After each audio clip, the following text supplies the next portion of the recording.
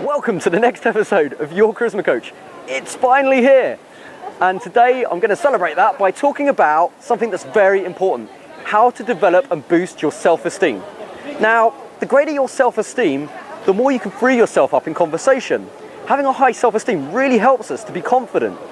If you've ever hung around your friends and family and they've just said to you, hey, just be yourself, what they're saying is, just be the most comfortable version of you.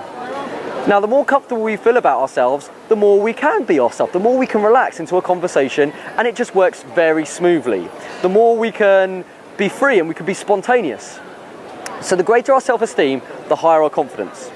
A lot of people don't have high self-esteem.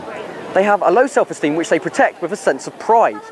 Now, pride is this idea of they create an image for themselves where they probably don't want to look silly.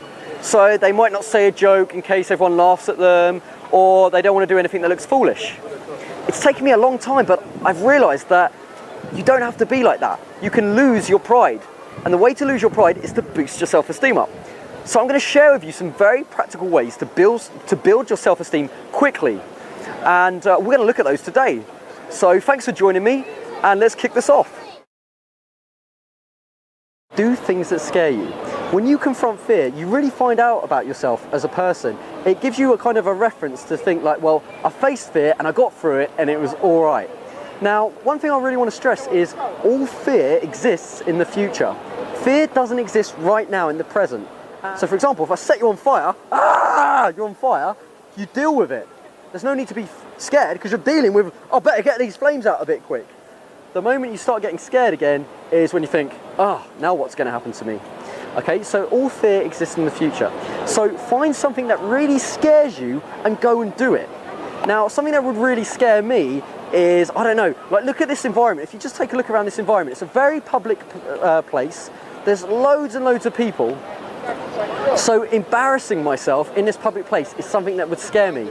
Now, right now, I know what I'm going to do. The feeling in my tummy of fear is here right now. And what my fear is jumping in that fountain. So here goes. I'm going to go and do it. Okay. Woo! And is it really that bad? I'm just going to do a lap.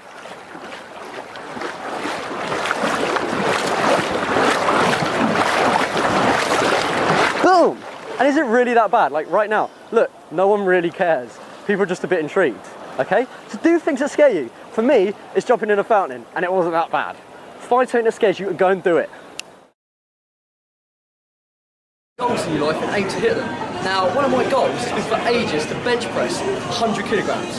I've never really done it properly, and I know other people out there can bench press a lot more than I can right here, but do you know what? This goal has been eating at me for ages, and today I'm going to go and try and bench press 100k. This would be my personal best if I do this. So here is me trying to go for a goal right now. Here we go.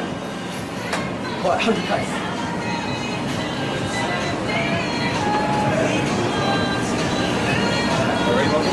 Yeah. 3, 2, 1. Okay, we'll go. Let's go. Come on. Look up. Hit. Come on. Push.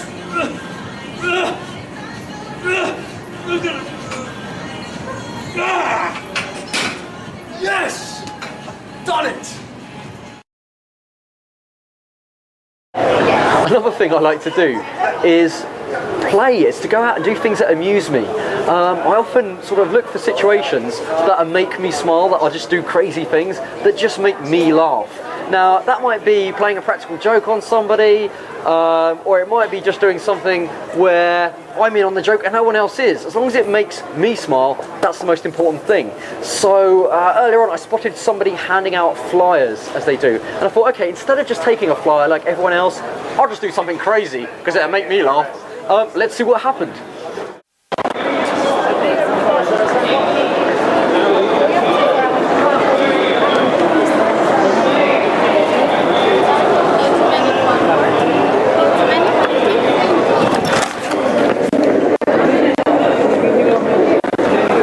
I said I'd be back though. How's your day going? Yeah, a bit random. It's gone better. Has it? Yeah. How's your Christmas going now? It's okay, I feel a bit down now though, just like a bit under the weather. And I got a sweet as well. Yeah. I should do this more often really, shouldn't I? Oh. So I thought I'd cheer you up. You messed up your shirt. Yeah, okay. So what that does is it makes me feel good about myself because it makes me just laugh. I actually made that person's day because we had a chat about it, and she said, "Wow, that hasn't happened before." Of course, it's crazy stuff to do. So if that's a lot for you to do, something really wacky, and I know a few of you like to do the wacky stuff, and some of you are like, "Well, I'm not too sure that's a big thing to do." Find something a bit smaller. Go to a joke shop or find a joke just to tell somebody on the next train trip you're on. Something that makes you laugh. Kids' jokes books are great for that. So find a joke and just say, "Listen, I know this is a bit strange to say this, but I just thought I'd tell you a joke." See what happens. Do it because it makes you smile, not the other person. That's the most important thing. Okay, another thing you can do is keep yourself fit. Now, when I was at school, I used to hate doing like PE or PT or whatever you call it. For some reason, running around an athletics field, I used to come up with every excuse not to do it. What I've since found though is doing anything that gets your vitality going, which makes you sweat in some way, will make you feel great about yourself. Now, it doesn't have to be running around a running track. It doesn't have to be going down the gym. As long as you're sweating when you're doing something, you're getting your endorphins flowing through your body and it's making you feel good. But find something, an activity, like in this case for me, it's kayaking, that gets your blood pumping a bit, gets you a bit sweaty, gets you out working hard. I mean, oh dear, on a day like this, it's not very sunny unfortunately, but it's getting me working, it's getting me sort of my heart racing and stuff, and it's getting me exercising, and that makes me feel good about myself. So there's an old saying of feel fit or feel shit. So get out there, find something you like doing that'll make you sweat. Now, snooker and darts, they're great sports, but you're not going to really sort of get your breath going with that. You're not going to get your heart racing. Find something you like doing, get out there and do it. Pursue anything that interests you and really investigate it. Now, it doesn't matter whatever it is, whether it's doing karate or building, I don't know, wigwams, but anything that just piques your curiosity, go and get a book out and read about it.